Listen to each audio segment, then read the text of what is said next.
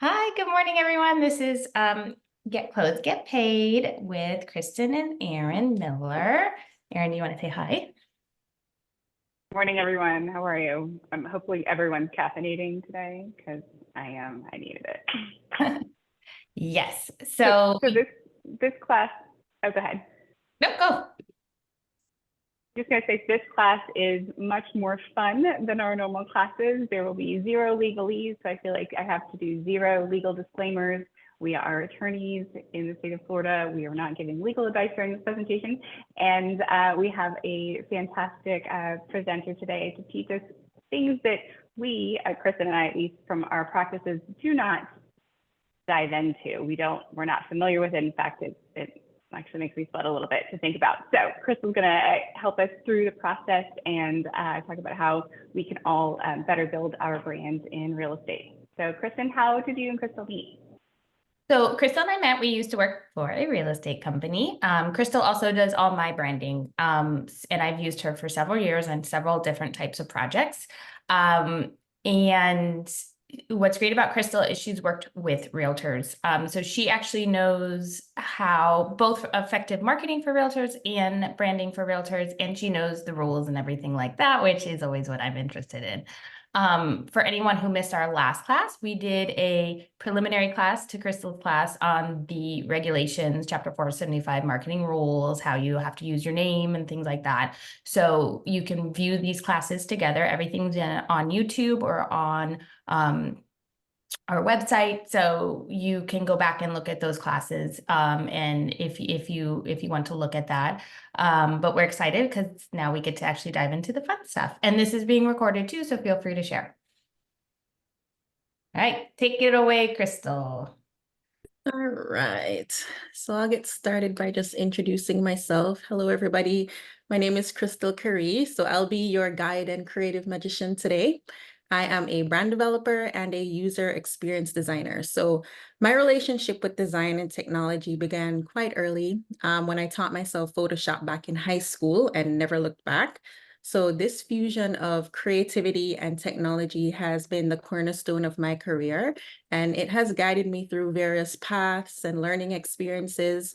For the past 8 years, I've been deeply involved in the real estate industry, and this experience has given me a wealth of knowledge and insights into the unique personal branding needs of real estate professionals. So eventually, I made the decision to channel my skills and experiences into my own venture. I decided to step away from the direct involvement in real estate and founded my agency, ThinkMagik, with a purpose of assisting subject matter experts like yourselves, along with e-commerce entities, SaaS and nonprofit organizations in developing purpose-driven brands and human-centered digital experiences. But today, our focus is on you, the real estate professional. We're here to explore how you can carve out a unique space in this highly competitive market through effective personal branding. So my goal today is to provide you with actionable strategies grounded in the principles of design and user experience to enhance your visibility and connection with your customers. So we'll be diving into understanding personal branding in real estate. We'll go over the key components of a strategically developed brand. I'll share with you some strategies that you can implement to start or continue building your brand. I'll provide you with some tips on how you can enhance your digital presence and online reputation. Then we'll close out with a quick Q&A session. And at the end, I have a special gift for everybody on the call. All right, so before we dive in, let's break the ice a bit. It's important to note that we can't develop purpose-driven brands without knowing or why. So I'll start. My belief is that I was blessed with a gift of creativity, and my purpose on this earth is to use this gift to make a positive impact in the lives of the people around me. So for our icebreaker question, I'd love for each of you to just drop in the comments your why for pursuing a career in real estate. And then we'll just take a moment or two to just review them. And Kristen or Erin, if you can, just read them because I'm not seeing the chat. Yep, we'll read them out. And this is fun because we've been doing this in every buyer broker class that we do. We've been doing a similar icebreaker, which I think is, what is your value to a buyer in real estate? So this is great because this will help with that class too. So we'll have to borrow your language. And don't feel too pressured, because sometimes really identifying your why takes some time to think about. But if you know, just The drop it. first is to build generational wealth. The second is help others achieve their dream of home ownership. We've got a third one. I believe I began real estate to help others find their home, especially such a big investment in their life. One said financial stability and to serve others. Anyone else out there? I love those.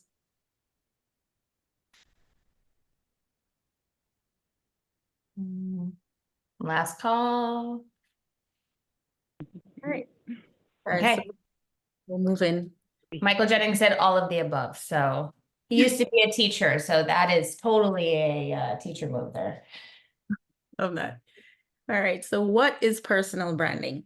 So imagine walking in a room full of real estate agents. What makes you as an individual stand out? So the answer to that question is your personal brand, right? It's a unique combination of your skills, your experiences, and the personality that you want to present to the world. It's how you present yourself to your clients, to your colleagues, and this is basically how you differentiate yourself in a crowded market. So as you know, the process of real estate may follow a sequential structure, but no one can execute it in the way that you do. So as long as you're authentic and you're true to yourself, that will be your key differentiator. So always try to bring your personality into every deal. And additionally, I would say developing a keen sense of self and self-awareness should be the cornerstone of your personal branding journey. So think deeply about how you want to show up to an appointment. How do you want your customers to feel when they're around you and after you leave? Those are very important. All right, so now we'll look into the importance of personal branding in real estate. So in a competitive industry like real estate, a strong personal brand, it will help you to stand out, and it differentiates you from other agents and help potential customers remember you. So some ways that you can start differentiating yourself is, for example, it could be specializing in a niche market. So you can be an agent who focuses on luxury properties or historic properties or even eco-friendly homes. Another way to differentiate yourself, you could focus on your personalized service. So you can be an agent who offers concierge level services that handles every aspect of the buying and selling process. Or you can use innovative technology. So you can be an agent who's known for utilizing virtual reality tours or drone photography. Another thing is trust and credibility. So your personal brand establishes your reputation, right? It's a way for you to build trust with your customers, showcase your expertise, reliability, and basically your unique approach to the real estate process. So some ways that you can start building trust with your customers is by showcasing your expertise. You can regularly publish resources such as market analysis reports. You can write blog posts about navigating the buying or selling process. You can feature client testimonials on your website, your social media platforms, or even in your marketing materials. And then always remember that personal branding is about connecting on a deeper level with clients and colleagues and your community. So it's basically creating a persona that people can relate to and people can trust. So be authentic, and just always remember, if you can trust yourself, then others will also feel like they can trust you. Another point is a well-established brand can open doors for new opportunities. So it can help you to land higher value listings, speaking engagements, and even industry recognition. So by investing in your brand, this increases the equity of your business, and it tends to attract higher paying clients. And overall, I believe people just take you more seriously when you have a consistent and cohesive brand. And then that leads us into the impact of a strong personal brand on your career. All right, so a strong personal brand, it increases your visibility in the industry.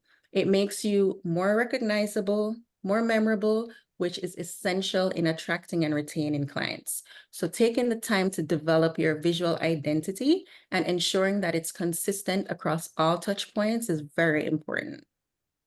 And then customers are likely to do repeat business with and refer agents who have a strong, relatable brand. So for example, you can be an agent who's kind, who explains the process step by step for first-time home buyers. I could be a first-time home buyer, and the realtor that I used, I could remember, they were so helpful, they were kind, they explained everything to me step by step throughout the process. So if I know a friend who's in the market to purchase a home for the first time, I'll definitely refer that agent that I used. Another point is market authority. So a strong personal brand can position you as an authority in your field. And then this can also lead to more media exposure, speaking opportunities, and a stronger influence in the real estate community. But then this is also heavily dependent on you showing up either online or in person every day and providing value to your existing or potential customers. And you can do this in the social media posts, your email marketing, and on your website. Krystle, real quick, not to interrupt you, but you mentioned having consistency across touch points. Can you just explain what your what touch points be? So your touch points are your social media platforms. So it could be, it's both digital and print. So websites, your social media platforms, your business cards, any print materials that's public facing that your customers will interact with, those are your touch points. Okay, like a listing presentation, folders, things of that sort. Exactly. Okay. Tiffany, you can't see my notes, but I wrote consistency and circled it a few times on my notes here as well. Because I think that's the thing. Sometimes we just do things and throw them out there and hope that they stick. But I love the idea of having consistency, not just in the visual representation, but also of the kind of messaging that you're putting out there. So thanks for saying that. I appreciate it. Exactly. And your messaging, your communication, that's also a huge part of your brand. So the words you use, the tone in which you use, the voice, all of those things are tied into your brand. All right. So another point is higher perceived value. So agents with a strong personal brand can often command higher commissions due to their perceived value in the market. So for example, if you're currently selling 55 plus homes that sell for a max of say 250K, you can rebrand yourself as a luxury home expert and potentially attract customers with higher price listings. And then another point is a robust personal brand can potentially provide stability. So you're more likely to retain and attract clients even in fluctuating markets due to the trust and recognition that you've built through your brand over time. All right. And then now to the fun stuff. We're getting there. So the key components of a strategic brand. So your personal brand is made up of your USP, that's your unique selling proposition, your brand story, that is made up of your mission, your vision, your values, and then your visual identity, which is your logo, color scheme, typography, and professional imagery. So how to identify your USP. So the process of identifying and defining your unique proposition involves one, assessing your own skills and strengths, considering your background, analyzing your past success, studying the competition, understanding your client needs, observing industry trends, and then combining all of these together to define them into a single statement. All right, so let's break it down a bit. So step one is self-assessment. So you want to take your time and assess your skills and your strengths. Just ask yourself, what aspects of real estate am I really good at? It could be your negotiation skills, expertise in a specific type of property, or even innovative marketing techniques. Then you want to consider your background. This could be your educational background, work history, or even the life experiences that have influenced your approach to real estate and offers a unique perspective. Then you want to look at your most successful deals or interactions with clients.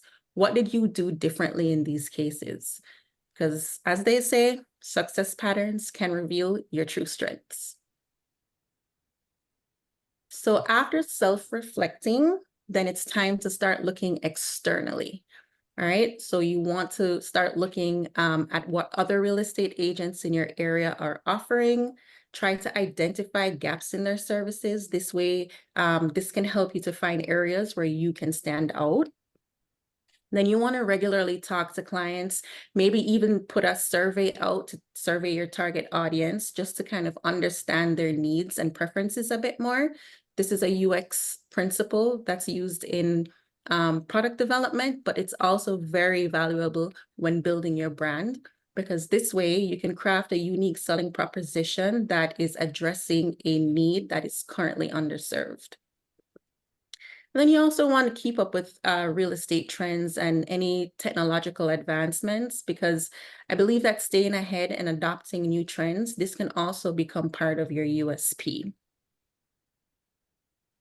Now, once you have all these findings identified, you want to document them and then combine them and use them to craft a clear, succinct USP statement. Now, some best practices to consider is Having a hard time because. All right, so yeah, so some best practices you want to consider here is you want your USP statement to be specific, relevant to your target audience, and truthful. So as you can see, we have two real estate agents here. They are both serving in the same area, but if you read their USP statements, you can see that they're attracting two totally different target audiences. So this is just one way that even if you're selling in the same area as another agent, a way that you can, carve out your own unique space for yourself. All right, so now developing your brand story. So your brand story is the most crucial aspect of your personal branding. It's about defining the heart and soul of your real estate brand. And by crafting a story through your mission, your vision, and your values. So we'll go through each of them here. So what is a personal mission statement? So your mission statement is the core purpose of your professional existence. It's why you're in real estate and what you aim to achieve. So to craft this statement, you want to just take a moment to reflect on why you chose real estate outside of profit, because this will be kind of your personal guide and motivation to just get up every day and do the hard things, right? Is it about helping families find their dream home? Is it to innovate in property marketing? Or perhaps maybe, as I believe someone mentioned this in the icebreaker, it could be to make the buying process smoother. So once you have all these, once you have these thoughts, once you have thought through your why, then you want to draft a statement that encapsulates all these ideas. And here you have a sample mission statement, and I'll give you just a few minutes to read through it.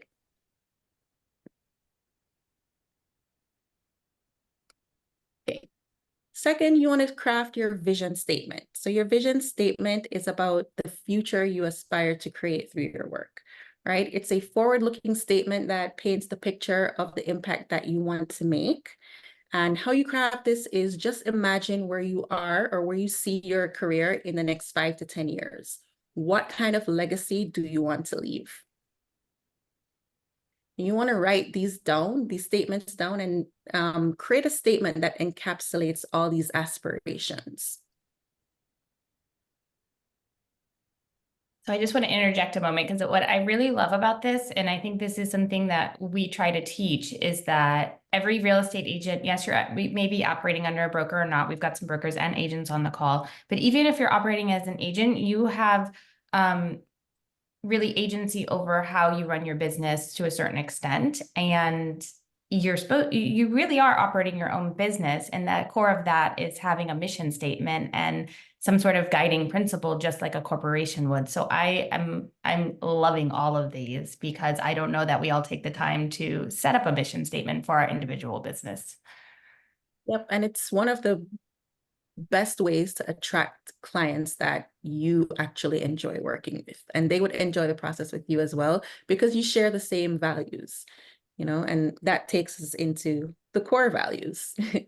So values are guiding principles that dictate how you conduct business. So these are the moral compass of your brand. So you'll want to identify values that are important to you in your professional life. And then these can include things such as integrity, innovation, client centricity, or even sustainability. And then you want to craft statements that reflect these values. So your mission, your vision, your values collectively form the narrative of your brand.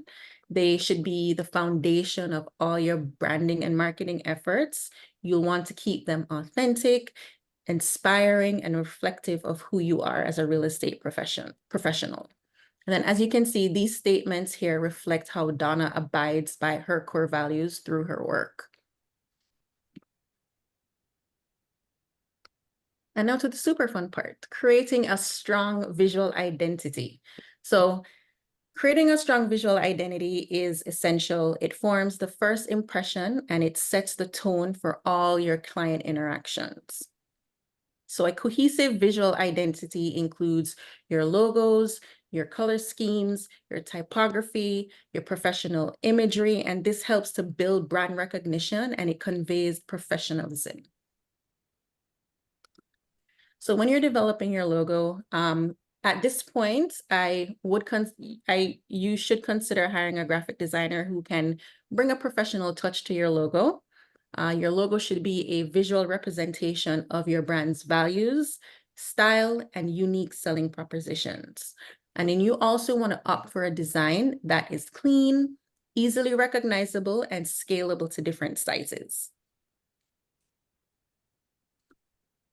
So when choosing colors for your brand, you want to understand the psychology behind the colors that you're choosing.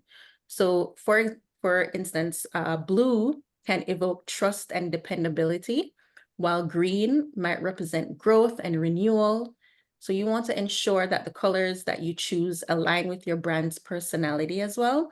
So for example, a luxury real estate agent might choose black or gold that represents sophistication, while a family-oriented agent may go for warm, inviting colors. And then as a best practice, it's always good to use the same color schemes on your website, your business cards, marketing materials, and this will help to build your brand's consistency. Even if you're a part of a brokerage, just ensure that you use the brokerage logos in the correct places. I know Kristen and Erin went through that.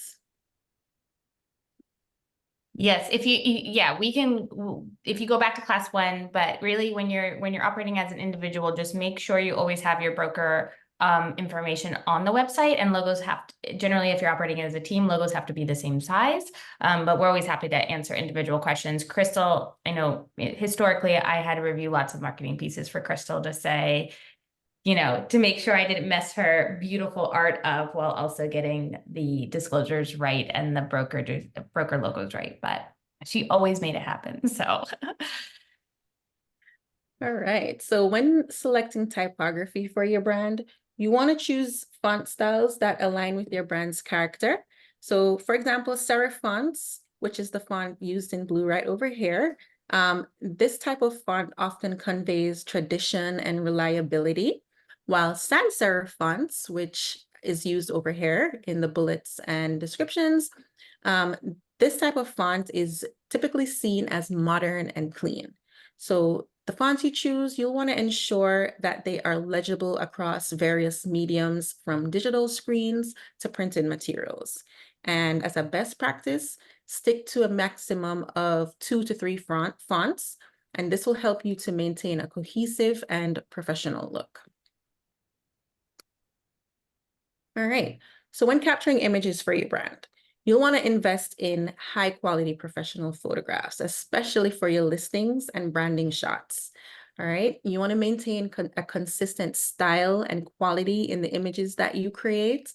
And these could include your property photos, your professional headshots, and any other visuals that's associated with your brand. And a typical rule of thumb is to use imagery that tells a story about the properties you represent and your professional journey. Right. And at the end of the visual identity process, you want to create a style guide documenting your logo usage, your color palette, your typography, and your image styles. You'll use this guide to maintain consistency in all your branding and marketing efforts moving forward. And this guide will serve as a quick reference for any new marketing materials that you'll create. And it just ensures that everything is aligned with your brand identity. So once you've developed your brand, it's time to enter into the implementation phase, which is an ongoing and iterative process that evolves over time. So don't feel pressure to get it right right out the door. You'll just get better and iterate as you go on. All right, so to get started, you want to start by updating and updating your website, optimizing your social media profiles and online listings to reflect your new visual identity. You want to apply your visual identity to your business cards, your brochures, signage, and any other public-facing marketing materials that you have. You'll want to include your logo and use your brand color scheme and fonts in your email signature as well. That's very important, and a lot of people tend to forget that. And of course, adhere to all the applicable real estate and marketing regulations and laws. All right, so I'll just give you some strategies that you can use to start building your brand once it's implemented. Number one, you want to integrate your unique selling proposition into your marketing materials and client interactions. So some ways that you can do this is by communicating it through your tagline, in your mission statement. You can include them in your website copy, your social media posts. You can also communicate this in your sales pitches, customer service calls, and even networking events. And this is your brand messaging. It's the words that you use, so you add them to your advertising, your promotional materials, and then ensure that the visuals that you're utilizing in your digital marketing and social media content all aligns with your brand, because this will help to build brand recognition. Right? So try to maintain that consistency across all platforms by using this consistent color scheme that you've chosen for your brand, the typography, and the logo placement. When it comes to images, just ensure that every image, video, or even the graphics that you use aligns with your brand identity. And always go back and use your style guide as a frame of reference moving forward throughout the implementation phase. All right. And then another tip is to design visuals that are not only relevant to your audience, but also shareable. So create content that your customers want to share on their profiles, reshare on Facebook, maybe in their stories on Instagram. Shareable content is probably number one for getting your brand around. All right. Another tip is to showcase the visuals from your community. So you can showcase customer photos, reviews. This will help you to build authenticity and trust for your brand. And also, as I mentioned before, tell stories through your visuals. So before posting, a good rule of thumb is always start by asking yourself, what's the purpose of this post? What value am I trying to add? And what's the impact that I'm trying to make? All right, some additional ways that you can build your brand off and online is by participating in community events or real estate seminars as a speaker or a sponsor. You can build relationships and partnerships with clients, other agents, local businesses, or even share your knowledge through blogs, podcasts, or webinars. And this will help to position you as an industry expert. And yeah, that's the personal brand building process in a nutshell. Any questions? So I have a few. I'll get it going. And then for anyone who wants to question, you can just unmute yourself and ask, or if you prefer, you can throw it into the chat and we'll get to it. So my first question is, what is UX? So UX is user experience. It's a methodology and an approach to design where you think about the needs and preferences of the people that you're serving as it relates to real estate. So I know when we're building our brands, what I've noticed, a lot of clients, they kind of default to what they like, what they prefer. But your brand is more for the people. So it's really understanding who your clients are, what are the values that they believe in or they share with you, what are their needs, what are they trying to accomplish, and you build your brand with those needs in mind. You're building your brand for your customers. It's not, even though it's your name, it's not necessarily for yourself. So for example, as I said, a luxury real estate agent will choose specific colors that,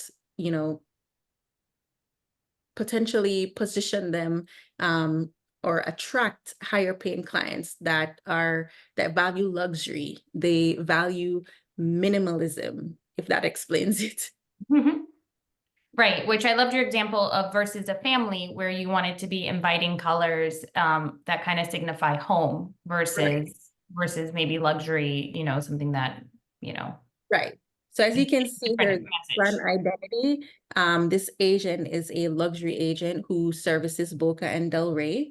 And then we have another agent here. She's very family focused with her brand. So these colors and the way that the fonts we use and the way that we designed her brand is to attract these two totally different target audiences. Which you can even see from the logo, because her logo is a home. Go back to Yolanda. And her logo is, let's see, I can't really see hers. So hers is a globe with a house. So her mission statement or her tagline is what was it? Global ambassador. So got it. Okay, so Melissa asked, what would be a great first social media post on all platforms? Do you suggest your logo or a mission statement? Both. So the first post will definitely be to introduce your new brand, which you post your logo along with the mission statements. You start, communicating your values, your mission, and your vision. So those posts will always could be or should be the first series of posts that you share to just communicate that brand foundation that you've developed, your mission, and your core values. Those are the two most important things to start with. Then after that is when you can start introducing some educational content, some good to knows, sharing photos of the community, your clients, reviews, and posts like that. So I have a follow-up question. Is the mission statement something that you use publicly once you have it developed? So you kind of said you share your mission. So it's not just something for you, it's something that you put out on all platforms as if you would, if you were Google or, Amazon. Yeah, so you use it in different formats. You can post it as a quote, you can make it use just a few keywords from the statement. Let's see here. So for example, if you see in this example here with Sandy, going above and beyond to find your dream home, that's just a quote that's posted as a piece of social media content that comes out of her mission statement. So it's really just breaking it apart and just finding creative ways to communicate it publicly.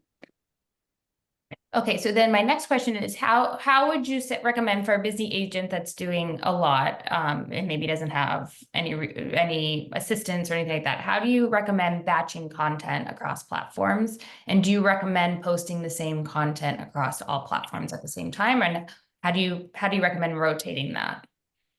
So the good thing is, number one, Instagram now has a scheduling feature where you can pre-schedule your posts. So one of the things that I do just to maintain consistency, and a rule of thumb, 3 times per week to start is more than enough. So you don't have to feel pressured to be posting every single day, more than 2 times per day for the entire week. 3 times per week is more than enough, and you can just take a couple of minutes, maybe on a Sunday, and create these. Just think about it, say, okay, what do I want to post this week, and have themes. So for example, the themes that I like to use is educate, inspire, and promote. So you can use those 3 themes on one day. Mondays, you can inspire. Maybe Wednesdays, you can educate. And then Fridays, you can promote. And then on Sundays, maybe just hopping into Canva, creating 3 posts that align with those themes, and then pre-scheduling them for the week. And then it's just done. You don't have to worry about it during the week. Okay, so let's talk about Canva real quick, just in case anyone doesn't know about Canva. Canva makes me feel like a graphic artist, but you introduced me to it. What's great about Krystle is when she gives you your brand identity, she gives you the codes for your colors, and then Canva allows you to set up everything in a brand toolkit into Canva. That way you can never mess it up. And when I do mess it up, Krystle texts me and says, you got your font wrong, go fix it. But Canva kind of allows you to get it all right and set it up that way it's foolproof. So do you just want to explain Canva in case anyone hasn't used Canva?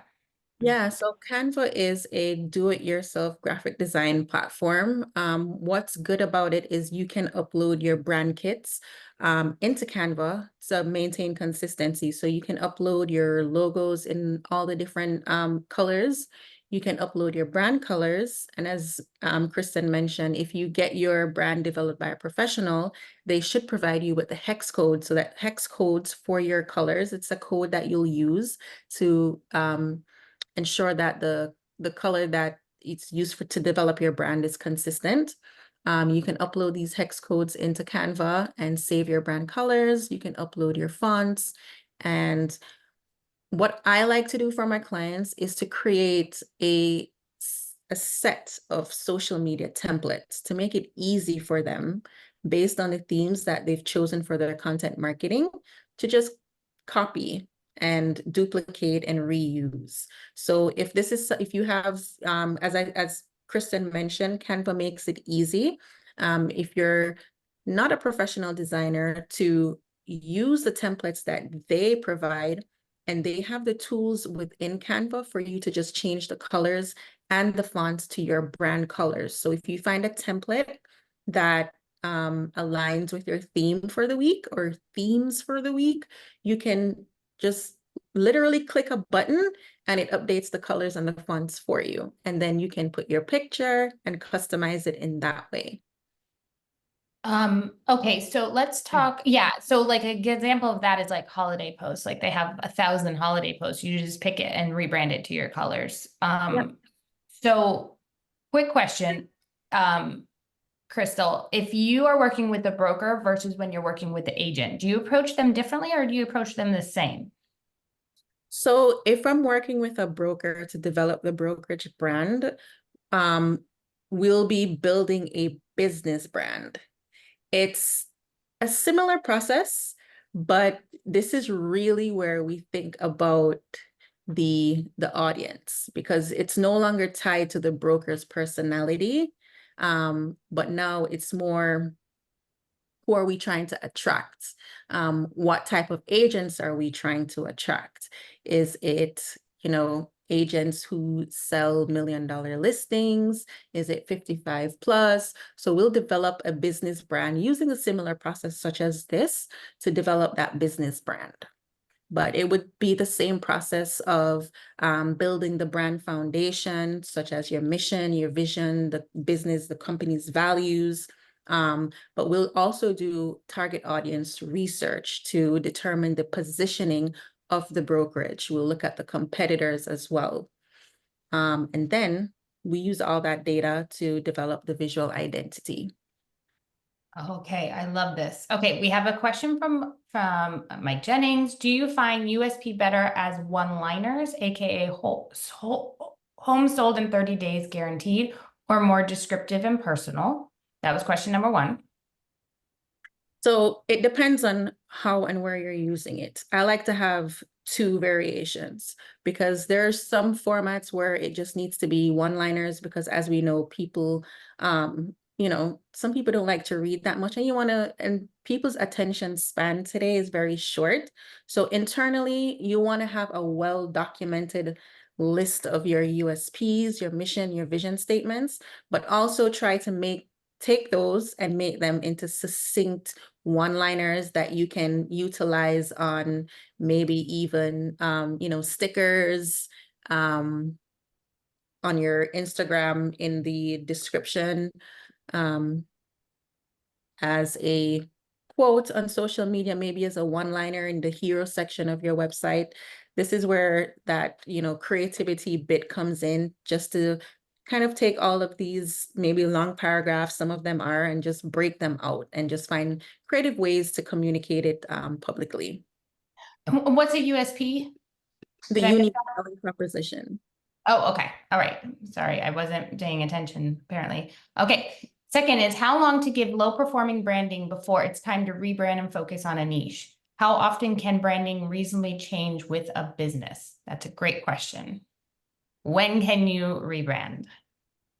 Well, I would always say give it a year before you Okay. rebrand. If you've been doing it for a year and you're just at a point where you'll feel it, where it's like, okay, it needs something's missing. That is the key identifier where that tells you, okay, let me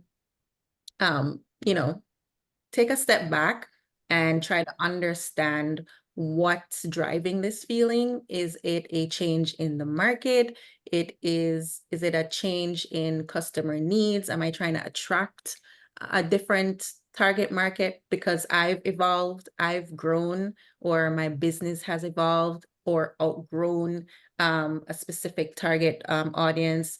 Maybe you're too general, maybe you're too specific and you'd like to niche down and focus on, just a specific area or a specific target audience, then that would be a great time to rebrand and start refocusing. But whenever you feel, something isn't working, it's always good to just do some retrospective work and try to identify what's working, what's not working, and decide at that point how you'd like to move from there.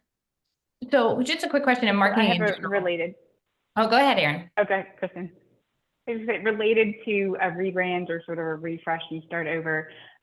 Would you recommend someone who's anticipating going through a rebrand, going through their social media and removing all the old stuff? I will confess, as someone who mixes personal and professional in my Facebook, if you want to go back to my Facebook from 2005, it is very different than it is now, right? So one, do you go and erase the past?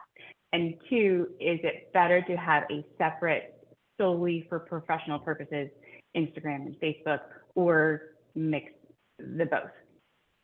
Yep.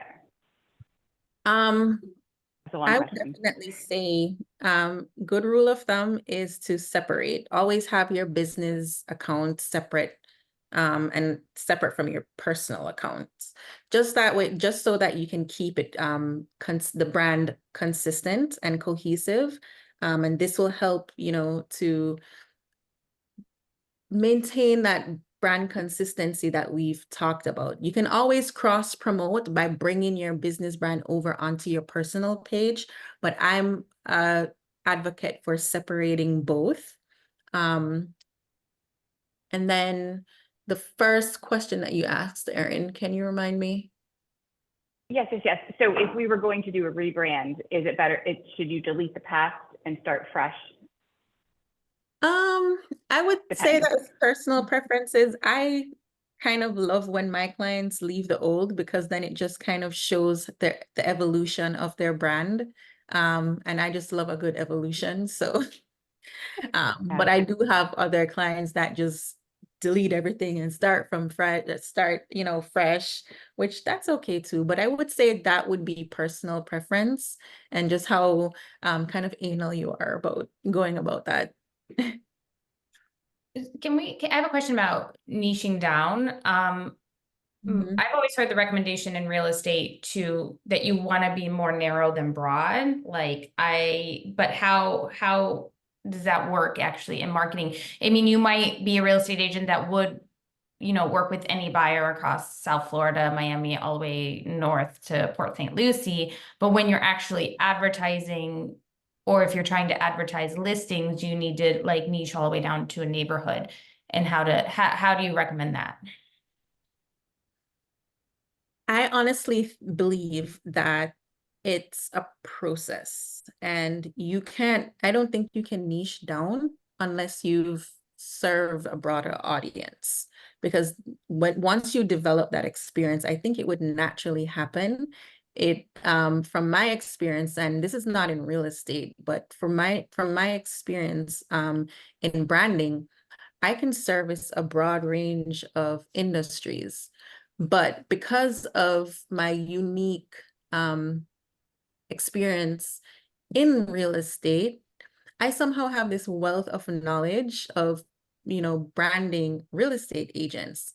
And so even though I serve, and you can also serve multiple niches, but maybe just create a specific package, which I've done here with my personal branding package for real estate agents. It's just taking the experience that you have. Maybe you actually lived in this area for a set amount of time, and it makes you an expert in that area. And that could be a key identifier that, you could niche down in this area.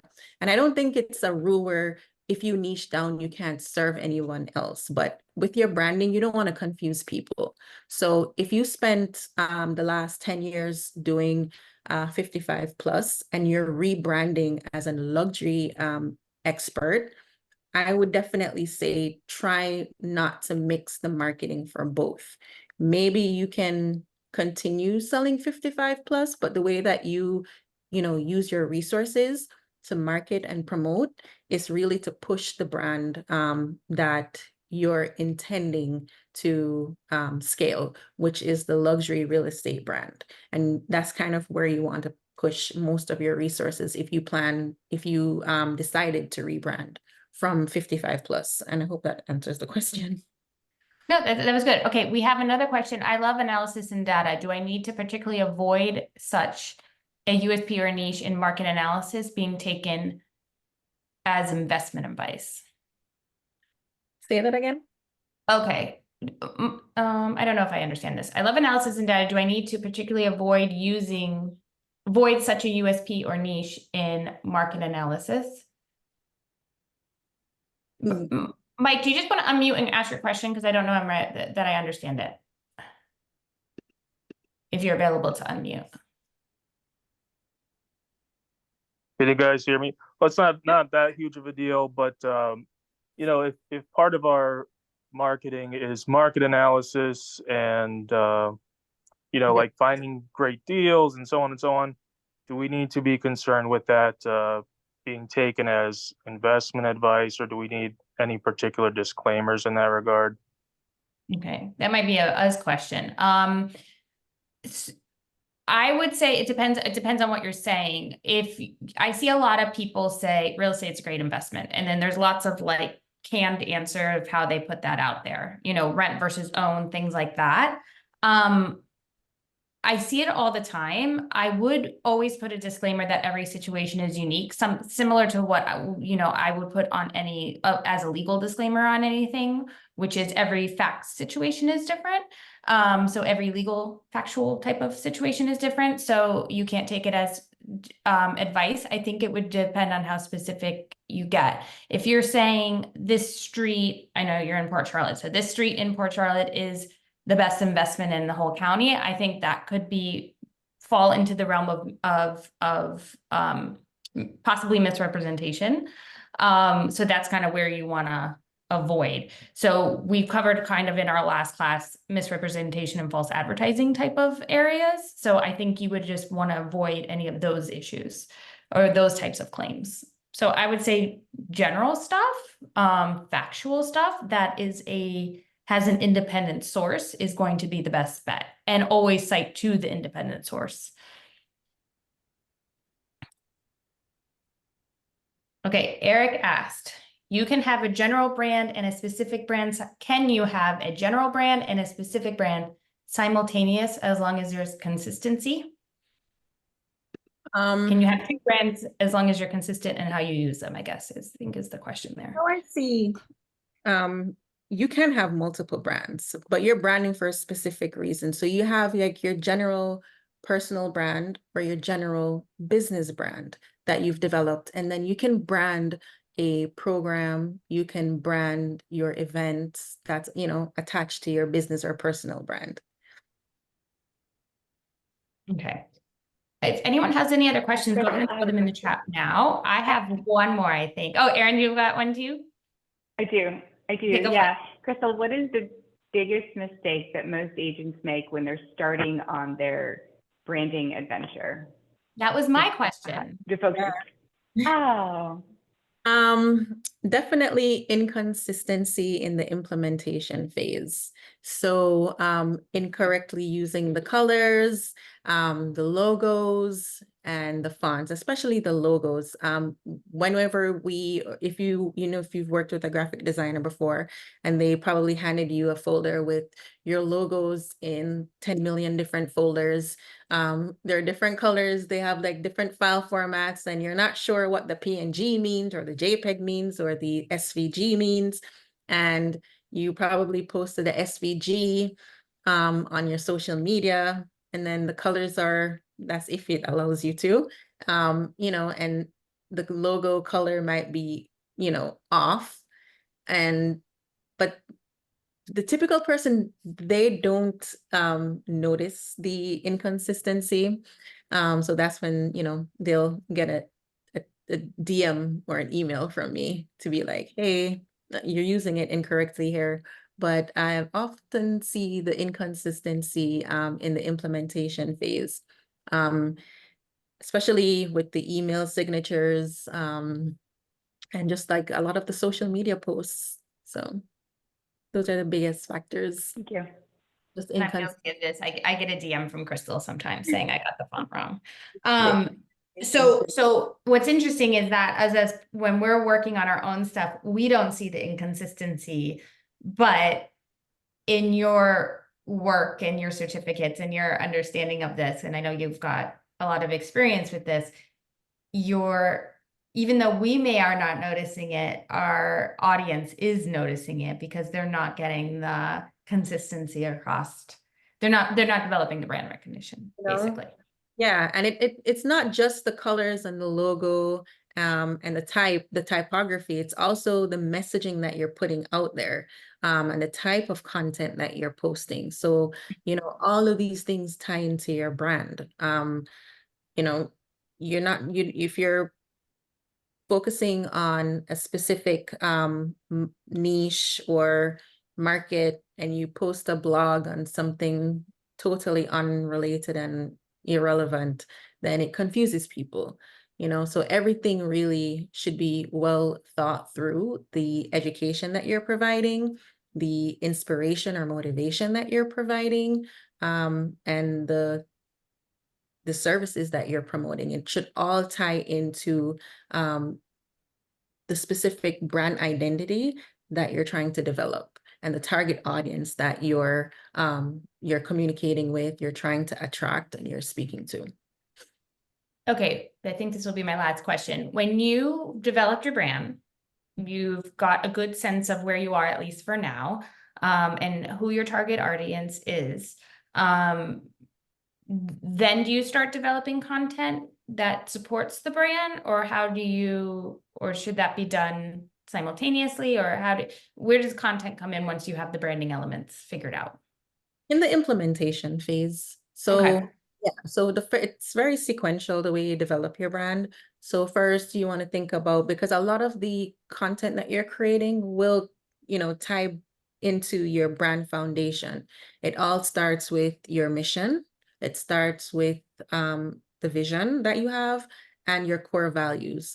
That brand foundation will be, and the target audience, understanding who they are, what it is that they need from you, what they're expecting, and who your competitors are, so that you can do things a little bit differently, and differentiate yourself through your content. So definitely try to develop your brand and have that consistency created and documented.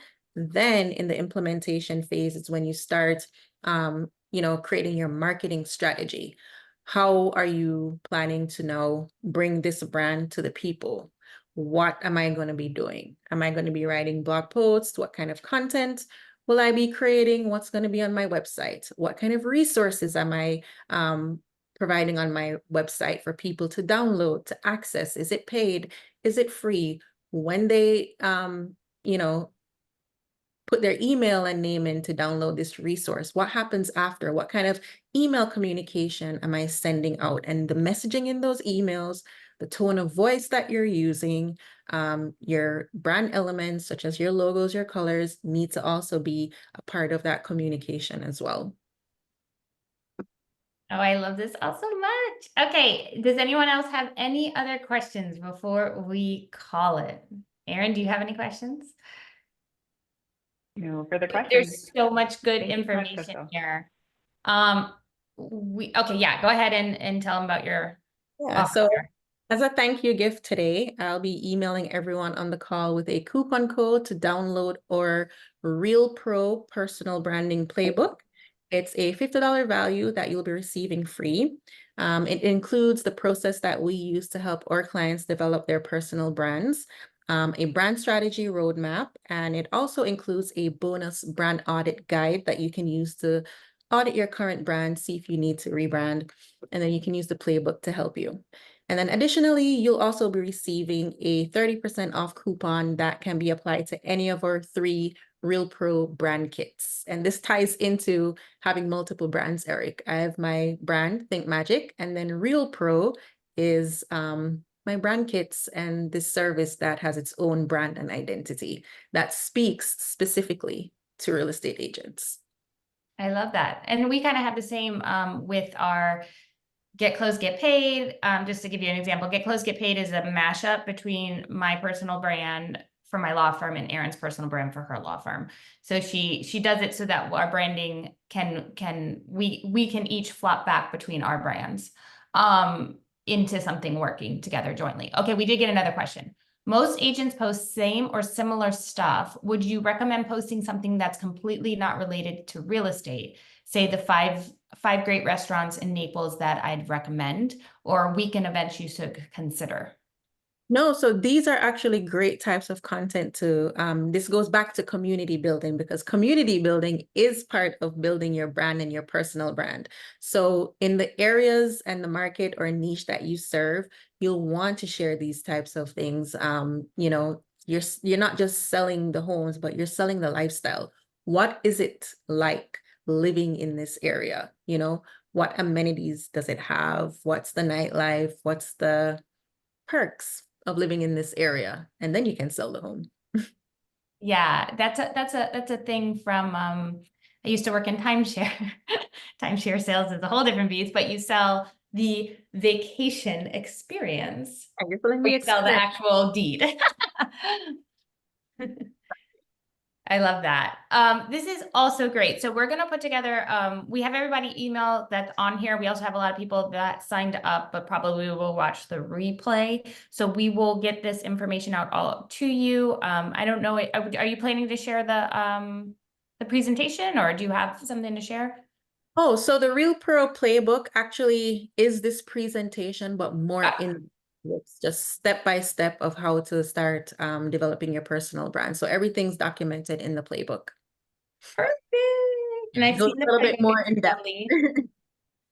Okay, we have a lot of thank yous, and oh my God, how much good information is in here, Krystle. So you haven't seen the chat, but there's a lot of people saying like mind blown. Woo.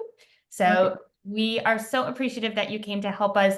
Erin and I have taught probably 5 classes this year on the changing market, and the marketing type questions is what we keep getting. How do you stand out, and how do you shift your business and things like that? And there's only so much Erin and I can teach because we don't do this wonderful, important marketing. Follow us on Instagram, ThinkMagik. I'll be definitely curating a lot of content to just help you navigate this brand building process, and I'll put together just some actionable strategies and more tips that you can use to start or continue to grow your brand. And as I said, the Real Pro Playbook has basically all my years of experience and knowledge documented in paper. So that's awesome. I just realized I tried to write the chat, but I didn't. Let me do it again. Okay. Thank you so much, Krystle. thanks everybody. Thanks for having me. Thanks, guys. We'll see you next time. Yes.